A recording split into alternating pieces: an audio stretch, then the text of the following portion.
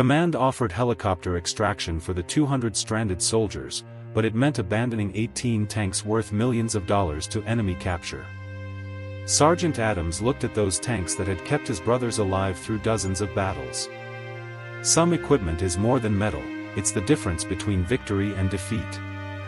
The fuel depot was 40 miles behind enemy lines. Each tank needed 30 kilograms of fuel to reach minimum operational capacity. 15 dangerous trips through hostile territory. 6 hours before enemy forces would overrun their position. Sometimes the impossible mission is also the only mission that matters.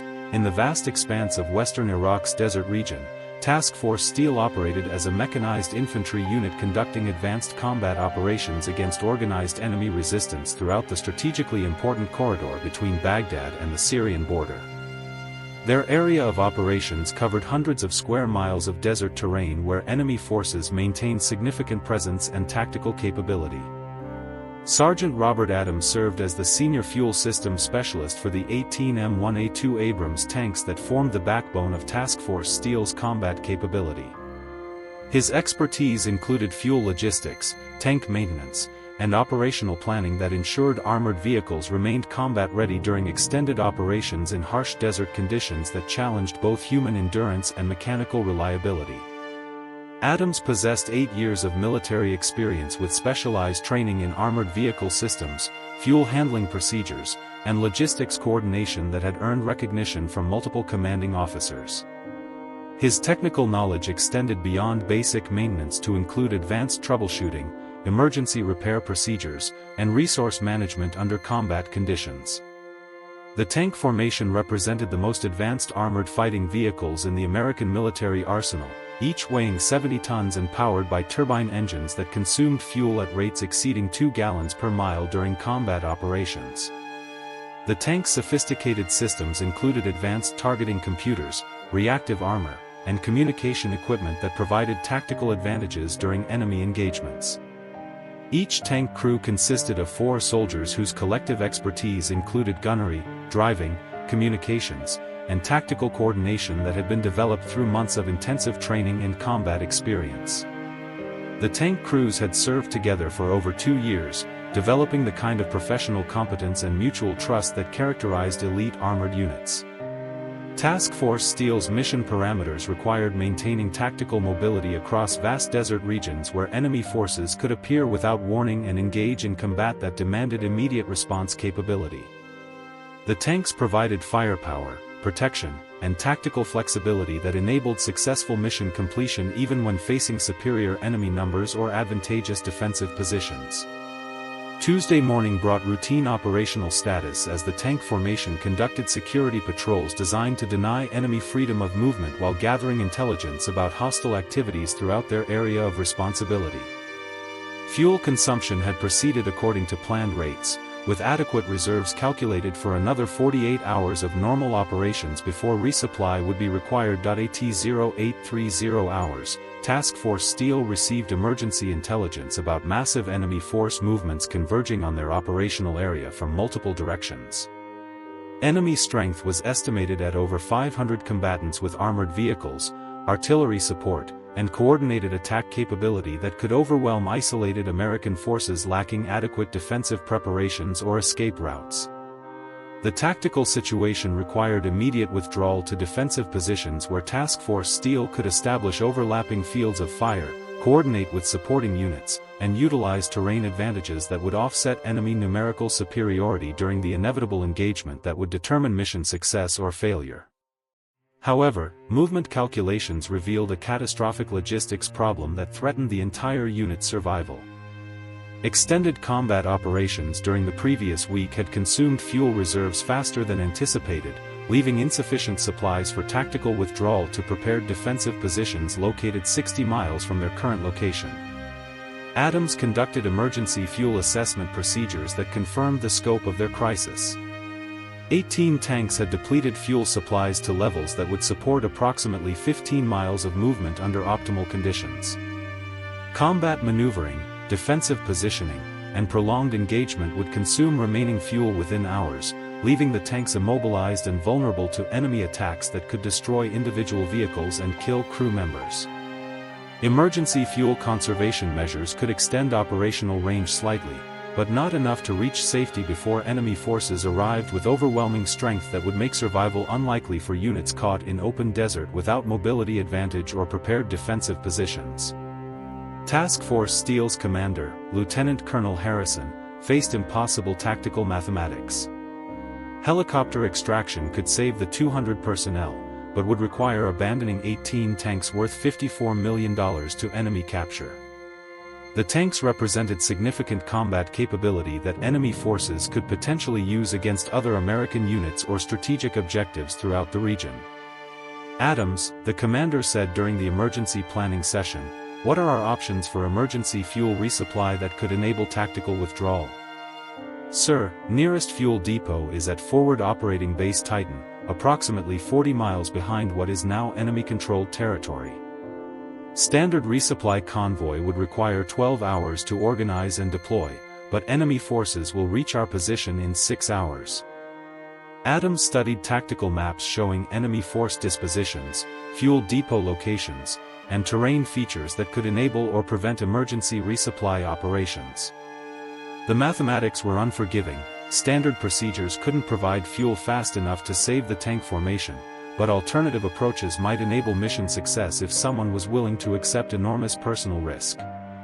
"Sir, I'm requesting permission to conduct solo fuel recovery mission from FOB Titan. Individual movement could potentially avoid enemy detection while achieving speed impossible with convoy operations." Lieutenant Colonel Harrison examined Adams's proposal with the analytical precision that characterized his command decision-making.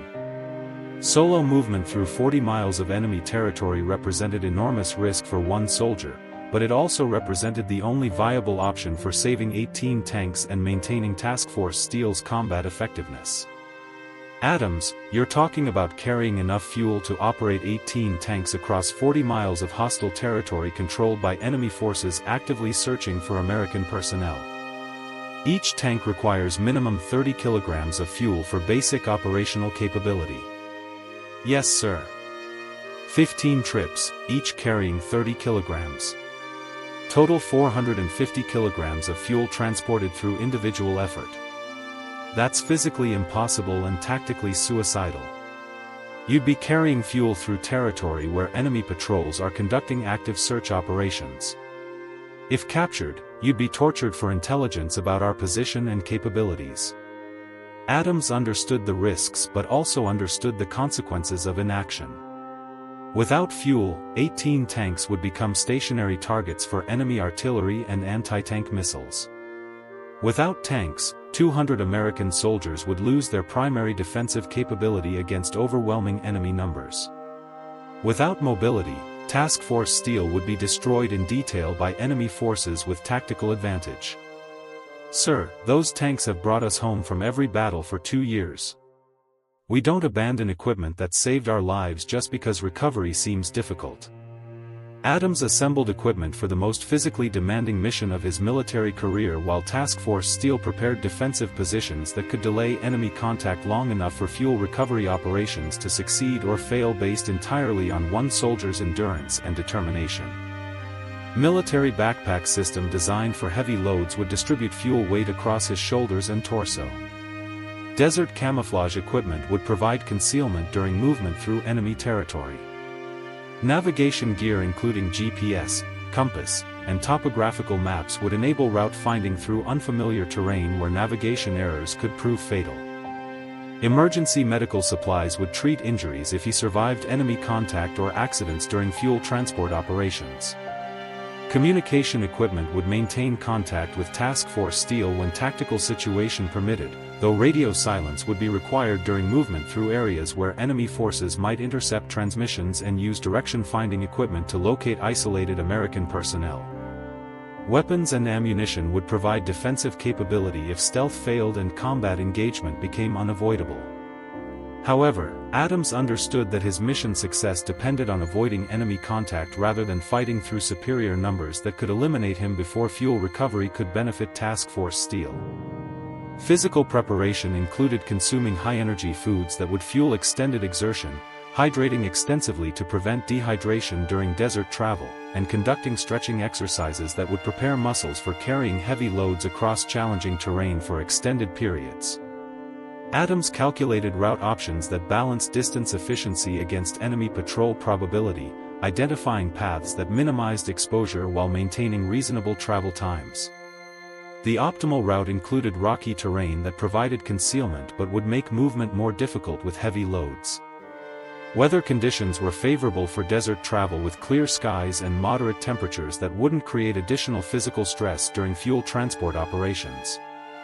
However, visibility conditions that aided Adams's navigation would also enable enemy observation if concealment techniques proved inadequate. At 1,000 hours, Adams began his first fuel transport mission carrying 30 kilograms of diesel fuel in specially designed containers that would prevent spillage while maintaining portability during movement through varied terrain conditions. The weight was immediately noticeable, creating balance challenges and increased physical stress that would multiply during extended operations. Adams implemented movement techniques developed during military training and civilian marathon experience.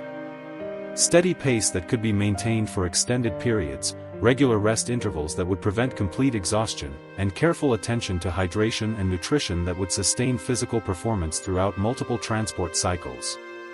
The desert terrain presented constant navigation challenges as Adams moved through rocky areas, sandy regions, and elevation changes that affected travel speed and physical demands. Temperature increased throughout the morning, creating additional stress while fuel containers became heavier as fatigue accumulated from continuous movement with awkward loads. Enemy patrol activity required careful timing and route selection as Adams observed hostile forces conducting security sweeps throughout the region. Several patrols passed within 500 meters of his position, forcing temporary concealment that consumed time while adding psychological stress to physical challenges. Adams's first successful fuel delivery to FOB Titan required 3 hours of continuous movement through increasingly hostile territory. The depot personnel were amazed to see an American soldier arriving alone through enemy-controlled terrain, but they quickly understood the urgent nature of his mission and provided rapid fuel loading for his return journey. The return trip with 30 kilograms of fuel proved more challenging as enemy activity had increased during his absence, requiring alternative routes that added distance and time to operations already stretching his physical capabilities. However, Adams successfully delivered the first fuel load to Task Force Steel, providing enough fuel to operate one tank for minimal defensive capability. Adams's second and third fuel runs revealed the cumulative impact of carrying heavy loads across desert terrain for extended periods. Muscle fatigue began affecting his movement efficiency, balance problems increased fall risks while carrying dangerous cargo, and dehydration symptoms threatened to impair judgment during critical navigation and concealment decisions.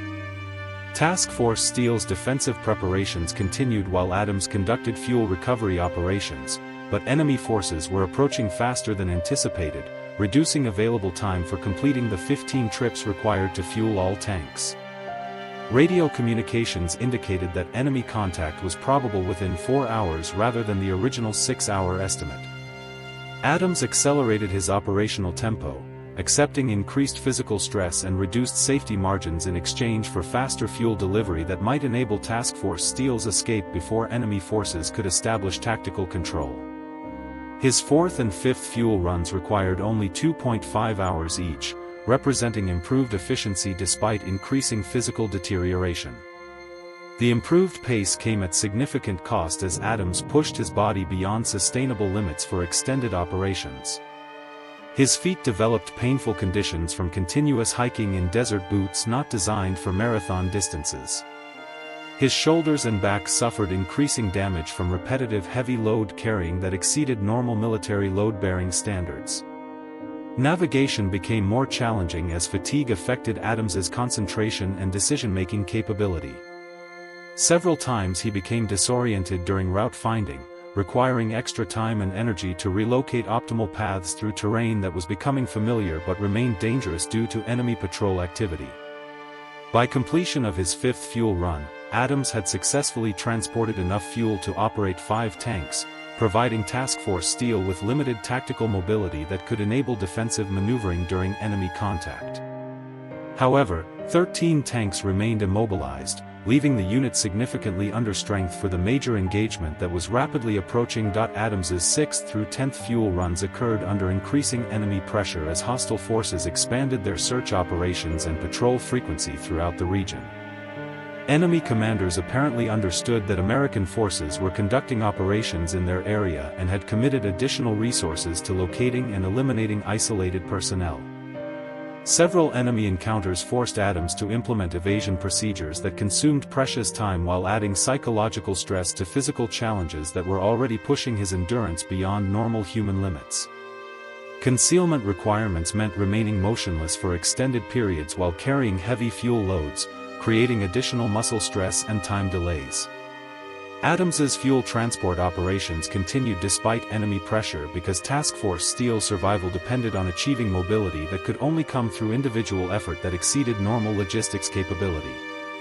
Standard fuel convoy operations were impossible due to enemy control and time constraints that required immediate solutions. The physical toll of 10 fuel runs was enormous. Adams had transported 300 kilograms of fuel across 800 miles of desert terrain while avoiding enemy patrols and maintaining operational tempo that pushed his body far beyond normal endurance limits. Muscle damage, joint stress, and cardiovascular strain were accumulating toward levels that threatened mission-ending physical collapse.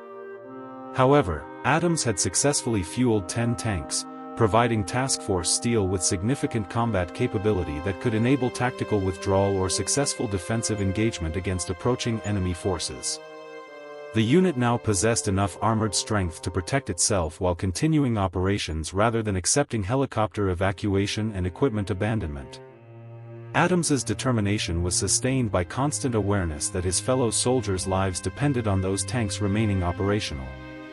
Each successful fuel delivery represented protection for friends who had shared danger, hardship, and mutual support through multiple combat deployments in Iraq and Afghanistan. Adams's 11th and 12th fuel runs pushed his physical capabilities beyond sustainable levels as accumulated muscle damage, severe dehydration, and cardiovascular stress began threatening his ability to maintain the operational tempo required for mission completion within available time constraints. His hands had lost significant grip strength from carrying fuel containers for extended periods, making load handling more difficult and increasing the risk of fuel spillage that could compromise mission success.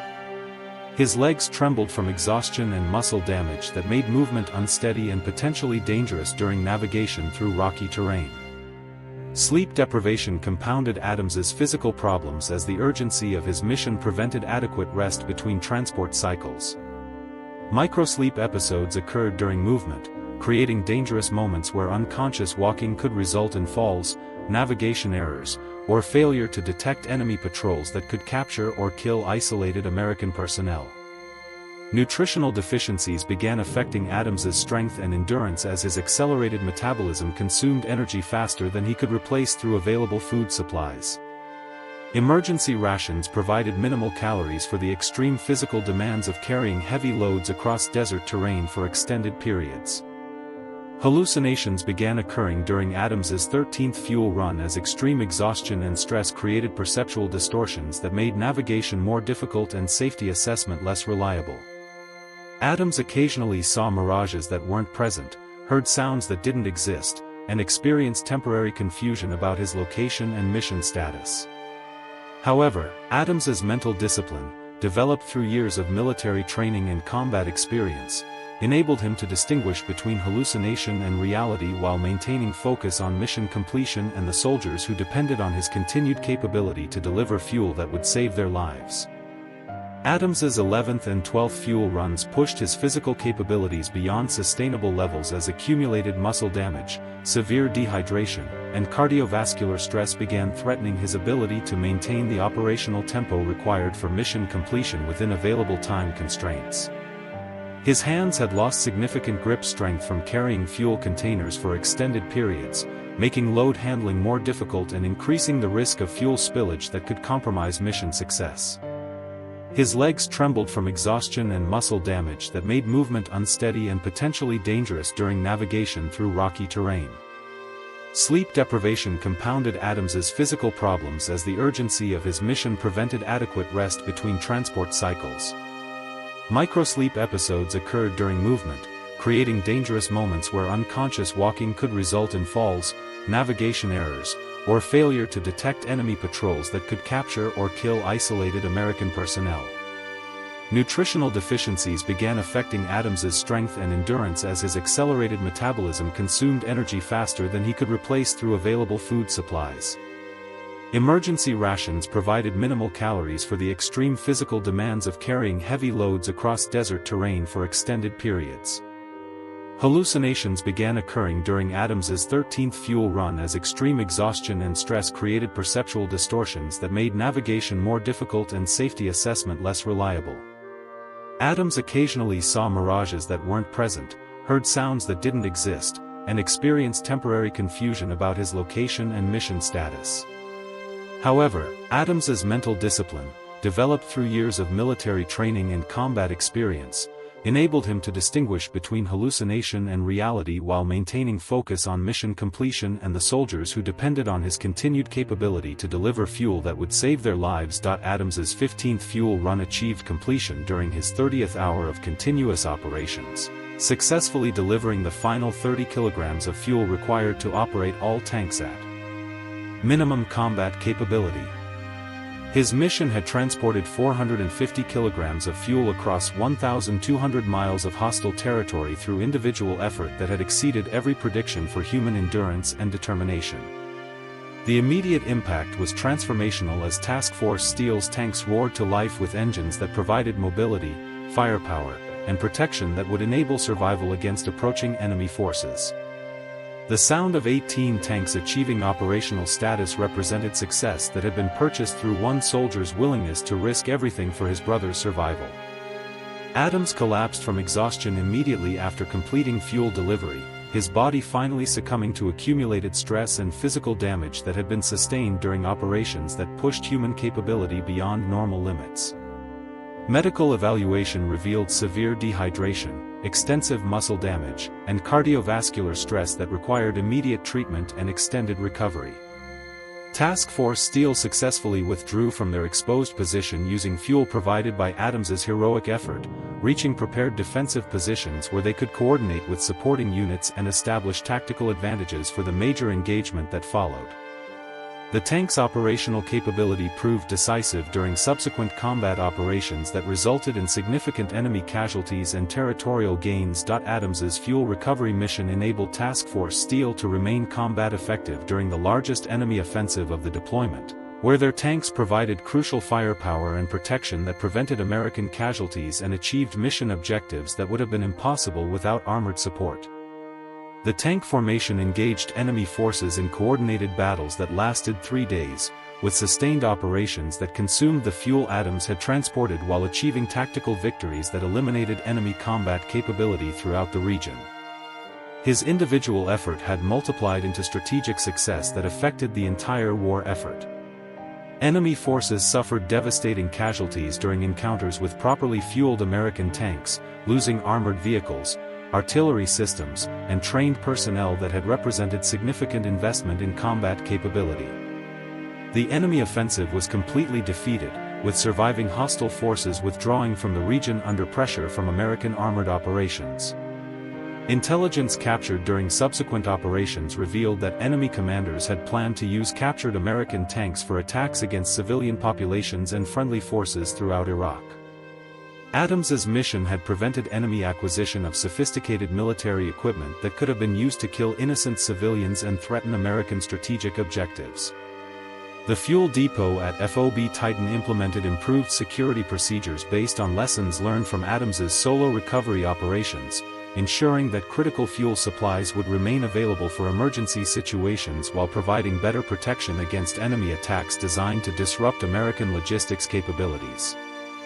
Adams received the Distinguished Service Cross recognizing his extraordinary heroism and selfless service that had saved 200 American lives while preserving critical military equipment through individual sacrifice that exceeded normal expectations for logistics personnel under combat conditions. More importantly for Adams personally, every tank crew member understood that their continued combat effectiveness and survival had been enabled by one fuel specialist's refusal to abandon equipment that represented the difference between victory and defeat, life and death, mission success and catastrophic failure. The rescued tank crews maintained lifelong relationships with Adams, understanding that their survival and successful completion of subsequent missions had resulted from his willingness to risk everything for equipment that others might have classified as expendable when human lives were at stake. Adams's story became standard case study material in military logistics schools, demonstrating that individual initiative and extraordinary effort could overcome circumstances that appeared impossible according to conventional supply chain management and tactical assessment procedures. His fuel recovery techniques were analyzed and adapted for emergency procedures that could enable similar success during future crisis situations where standard logistics support was unavailable but critical supplies could be recovered through unconventional means requiring exceptional individual effort. Adams's reunion with his wife Maria and their twin daughters represented the completion of promises made to both his family and his fellow soldiers. His children had grown accustomed to deployments and military life, but the intensity and risk of his final mission had created special anxiety that was resolved through his safe return home. His 8-year-old daughters greeted him with questions that reflected their growing understanding of military service and personal sacrifice. "Daddy, did you really carry fuel for all those tanks by yourself? Were you scared when the bad guys were looking for you?" "Yes, I carried fuel to help other soldiers, and yes, I was scared sometimes. But courage doesn't mean not being afraid, it means doing what's right even when you're afraid." Maria expressed the complex emotions that military spouses understand when their husbands risk everything for fellow service members. "I'm proud of what you accomplished and grateful that you came home safely. But I also understand how close we came to losing you for equipment that could have been replaced." "Maria, those tanks weren't just equipment. They were the protection that kept 200 men alive during combat operations. When you save equipment that saves lives, you're really saving the lives that depend on that equipment." Years later, Adams understood that his fuel recovery mission had demonstrated the practical meaning of military logistics, supporting combat operations through individual commitment that exceeded personal safety considerations and normal duty requirements. His successful transportation of 450 kilograms of fuel had prevented loss of critical combat capability that would have affected American military effectiveness throughout the region. The tank crews he had saved went on to complete successful military careers, with many transitioning to civilian lives where they applied military discipline and teamwork skills in positive ways that benefited their communities and families. The multiplication effect of saving 200 lives extended through decades of civilian contributions and family relationships that existed because one fuel specialist had refused to abandon critical equipment. Adams continued serving in logistics roles while training other soldiers in emergency procedures and decision-making processes that could save lives during similar crisis situations. His expertise in individual initiative and unconventional problem-solving became valuable for developing procedures that exceeded standard logistics capabilities when circumstances demanded extraordinary efforts. The psychological impact of Adams's mission extended throughout military logistics personnel, demonstrating that support roles could require the same courage and heroism traditionally associated with infantry and special operations forces. His story inspired other logistics specialists to consider extraordinary efforts when combat operations depended on their individual initiative and determination. Adams learned that military brotherhood extended beyond personal relationships to encompass professional responsibility for equipment and supplies that enabled mission success and kept fellow soldiers alive during combat operations. His fuel recovery mission had proved that sometimes the greatest act of military service was refusing to accept that critical resources couldn't be recovered when lives depended on successful logistics support. And that's Sergeant Adams's fuel runner story, the logistics specialist who refused to abandon the tanks that protected his brothers. Here at Last Signal Stories, we honor every soldier who goes beyond duty to serve others. If this story of determination, brotherhood, and never giving up moved you, hit subscribe for more military stories. Drop a comment below, would you have made those 15 fuel runs like Adams? Until next time, stay tuned for the signal.